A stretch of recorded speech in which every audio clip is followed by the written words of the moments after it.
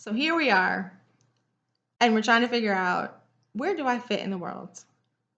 What is my purpose? What are my passions? What should I be doing? Where do I belong?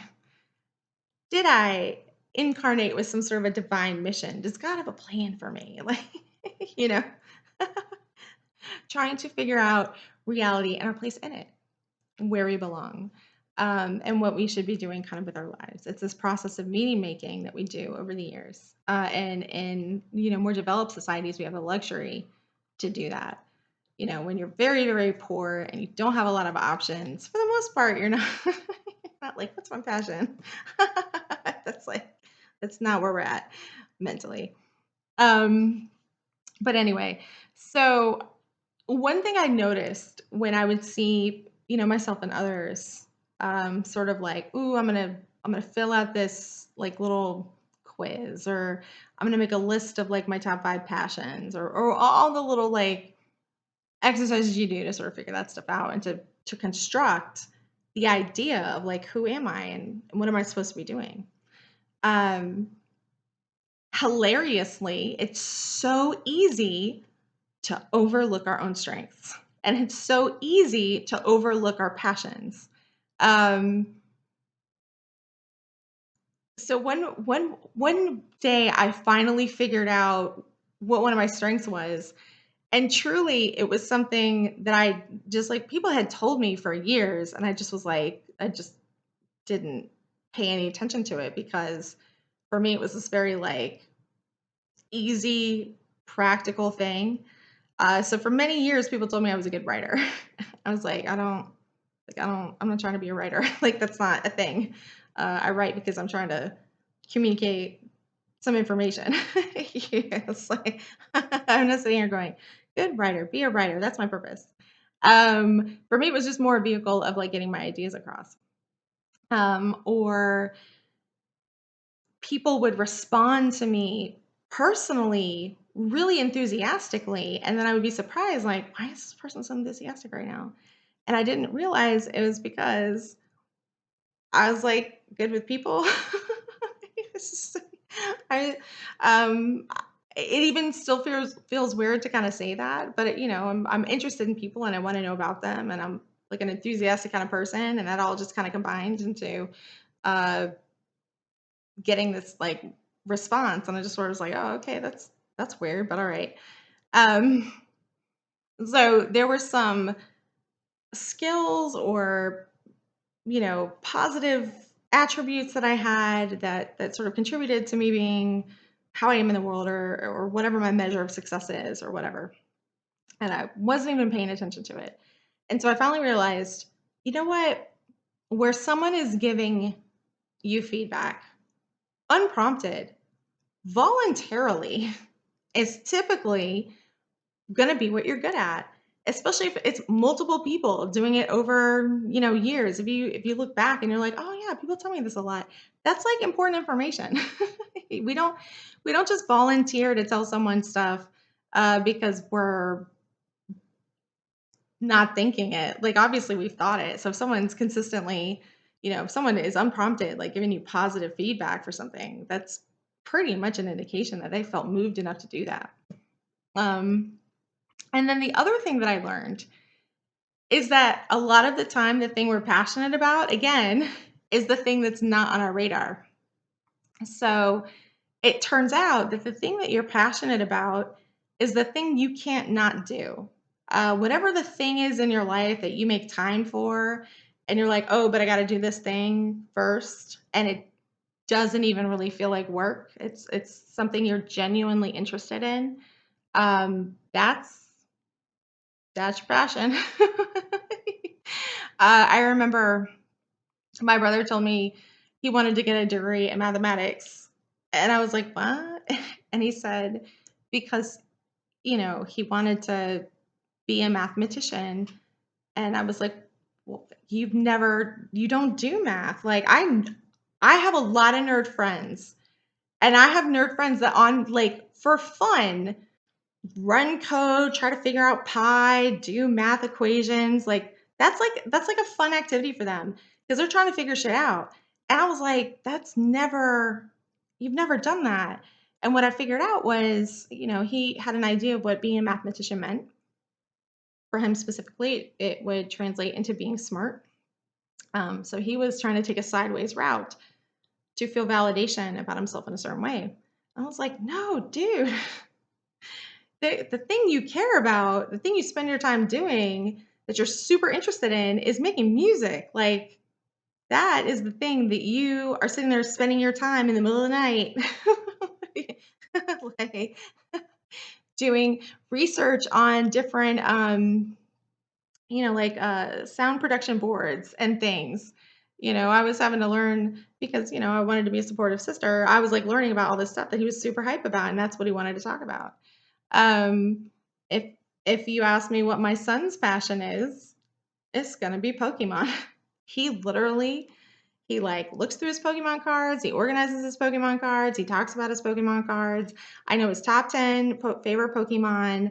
Yeah, it used to be a shiny Gyarados, and now it's an Arceus is now the number one spot, right? Like, do I care about Pokemon? No, but my son, he puts so much effort and energy into it. So if you're like, look, if like where in life are you putting your effort and energy? Okay, so now here's where it gets, here's where we get, because up until now, I've not really said anything that's no one said before. However, some of us have passion for contentious things. And we spend our time, and I am not including myself. We spend our time putting this input in that like feeds that. I mean, that's literally the Fox News loop. You know, keep watching content that gets your feelings up. Like, those people are passionate about hearing how liberals are fucking idiots. And you know what? I know that liberals super enjoy hearing that Republicans are freaking idiots. Um, it's so soothing in a very not great way. Like, it's not the best of who we are. So anyway, so here we are. We have all these passions, like these things we're interested in, um, and and ideally, we want to be moving toward the positive ones, the ones that contribute and where we are our best selves. And we want to move away from the ones where we're being petty bitches a little bit. Like, I'm not saying never, but recognize when you're feeling petty crocker, and then maybe that's like not the wolf that you feed. It's around spiritual communities all the time, but it's talking about a Native American legend where the wise elder says, we all have two wolves inside of our hearts. Um, what is it? One is love and one is fear. And the one that wins your heart, I guess, is the one that you feed more. So here's what I don't think we truly understand about ourselves, is that sometimes we have passions that are not productive and can suck us into obsessive thought loops. I see this a lot, particularly actually in a lot of the support subreddits, um, where, how do I put this? Where people are focused on institutional issues. That begins to be the only issue that they see, whether it's being anti feminist or anti racist or anti um, uh, men's rights or whatever it is. Like, the issue takes over and they can have like a passion for it, but then it becomes their only input and they get real obsessive. And so the thing is we just want to recognize, like, we don't want to get obsessive. And if we do, we definitely don't want to do it in that direction. Like, we want to do it in the positive direction that contributes to our life and the world. And at some point, we got to go, okay, even when there's shit going down, is there anything I can do about this right now? No, I'm going to do what I can do when I can do it. I'm going to show up when I need to. I'm going to speak the truth to power when it's within my ability to do so.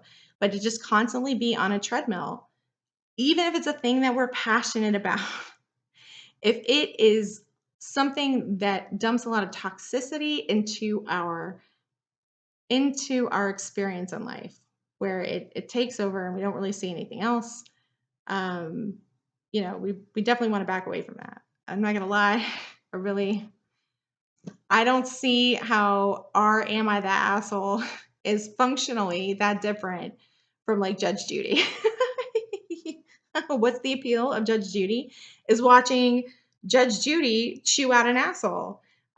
So we basically have the same thing just on the internet. If someone who happens to accidentally be an asshole but not realize that they are, as you get to personally tell someone you're an asshole and tell them why. Um, that is a thing we can be passionate about. It hits a real solid part of human nature, even if it's maybe not our best part of human nature. But anyway, so we're in life trying to figure out where we are, where we belong, and it just is very helpful to move toward the light, toward the positive, toward the things that fill our cups, that are really functional and helpful in our lives versus the stuff that, like, it feels good in the moment, but does it really do anything other than, like, keep you in a loop of upsetness or schadenfreude, or however you say the word, or whatever the, like, let's say non-positive emotion is. Like, a little bit, okay, sure, but, like, do we want to let that take over our day? No. Just, you know we just want to be careful about where our mind is, and feed the wolf that is bringing us towards our better self, and we're really enjoying life, and we're contributing, we're creating, we're not just consuming. um it's more of a whole human experience. Anyway, hope this makes sense. I'll talk to you next time.